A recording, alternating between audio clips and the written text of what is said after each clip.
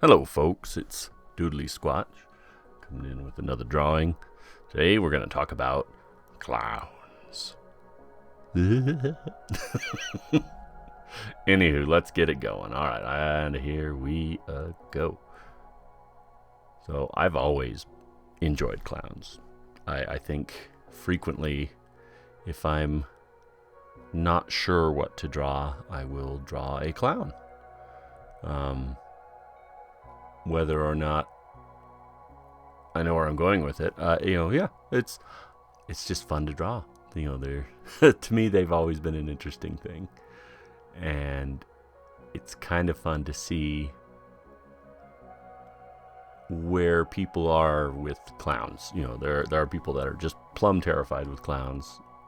People that think they're dumb, think they're silly, all that jazz. Oh, pardon me. Big yawn. Sorry. It's been a long day already. Oh, but for me, I guess I always liked clowns because, yeah, they're kind of always scary.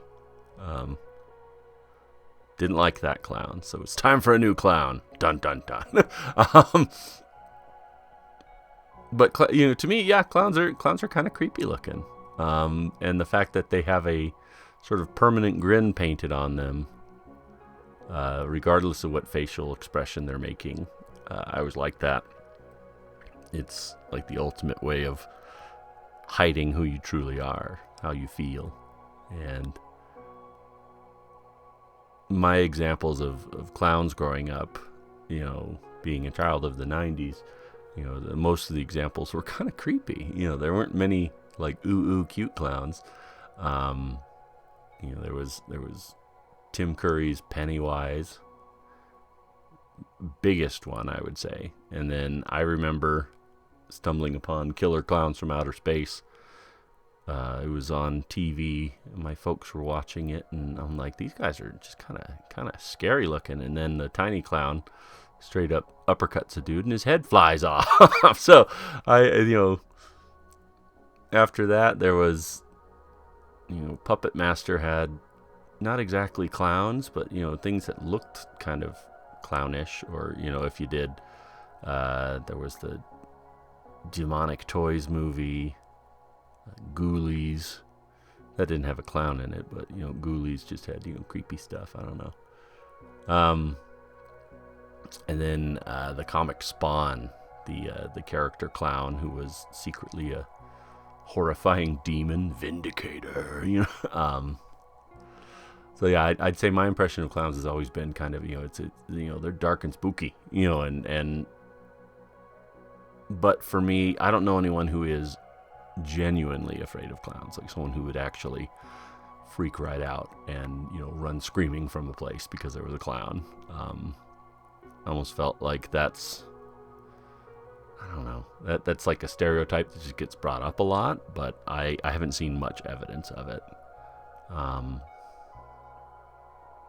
Yeah, but for me, I remember being a clown for Halloween when I was like 3 or 4. My mom had made the outfit. It was just a big baggy one-piece outfit, and cheap makeup, and instead of a clown nose, we had stuck a cotton ball to the tip of my nose with the grease paint. So I was a very low rent clown. But I enjoyed Clown from Spawn, both the animated series and the live action movie, even with good old John Leguizamo playing him. I thought he did a real good job, just being unsettling. With this clown, I settled on the idea. I wanted to try and do another kind of oil paintery look, soft edges. Try not to do too much outlining, but starting with a kind of muted gray background. Trying to think of any other good clown stories. I remember when I first learned about John Wayne Gacy and how he was he always gets given the credit for being, this killer clown, but it's not like he was dressed as a clown when he committed his murders. He was just a kind of a fat dork, and the fact that he had been a clown, I guess, is what really disturbed people.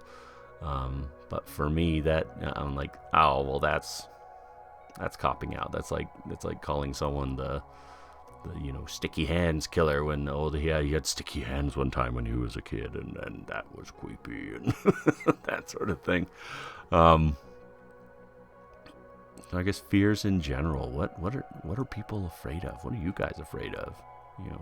Me, it's, I don't know. I never had a great fear of monsters or ghosts or anything like that. One thing I was, I think, genuinely scared of when I was a kid, ventriloquist dummies were one of them. You can blame Stephen King for that. But I'll have to dedicate a video to this other thing. My mother had this lamp that had it was like an Indian chief lamp, and it's funny because in my head, me visualizing the thing, picturing it, and remembering it is so very different than what the actual lamp looked like. Just how my childlike mind just sort of remembers it. It was in my head. It was much bigger.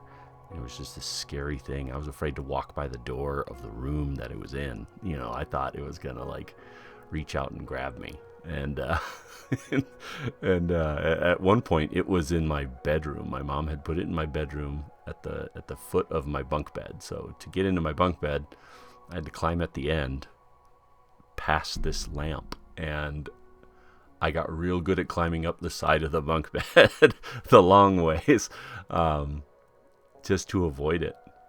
It was that scary to me, and I couldn't tell you why, because I certainly saw a lot more scary things than that. I was the Beetlejuice kid. Good grief, So I couldn't. I'll have to take some time and think on that. See if I can get a video out of it. That might be fun. See if I can find like a Google image of what the lamp looked like, and then I can come up with, try and interpret what my head saw, because it was an interesting time. I don't know. Would that be interesting? It may. I don't know. But yeah, childhood fears. That's, I feel like my dreams were so much more vivid when I was a kid than they are now. My dreams have become very mundane, very boring, usually involving work or travel or things like that. Where when I was a kid, I would have dreams that I not so much that I could fly, but that I could jump really high, and I had this like weird ability to sort of jump and slow myself in the air, and that was like my trick. It was super cool. I would jump, and it's like, oh, I'm up here, and then let go, and I'd come down. And I don't know if that makes sense at all, but just being, the dreams had more, I guess, fantasy to them versus, when you get older and you're more grounded, you have an idea of what's possible and what's not, and that's where creativity goes to die. Adulthood. I think that's why I try to be creative every day, because I just want to I want to keep that wonder, that interest. Even something as simple as my wife and I noticing that the back of a car looks like a face and sort of giving it a personality when we're stuck in traffic. That kind of thing. Or even just giving your pets voices. I think that's something most people can relate to. You have a dog, you have a cat, and they sort of have a personality that you can attach a voice to. And my dog Reggie, he's our special guy. He's He's got a bum leg, so he walks kind of funny, and he's just kind of a simple guy, simple pleasures. Barks at the door, so my daughter calls him Doorbell. But yeah, just giving him personality, for better or worse. It's just fun. Yeah, I'm pretty happy with how this drawing turned out. I like my smoke. I like that I didn't go too hard on the outlines, and trying to work on my lighting from a single source. But yeah, nothing beats a good clown. I just love me a scary. Oh, there's one, Captain Spaulding from House of a Thousand Corpses. That's another clown that I've really enjoyed and been influenced by. A lot of my friends tell me I should be that fellow for Halloween.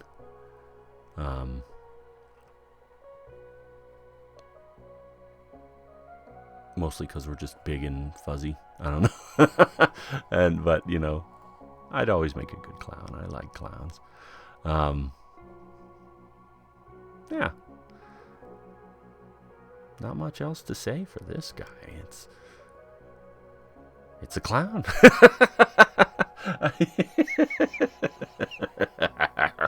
Oh, I tried to give him glasses, and then I decided not to. There we go.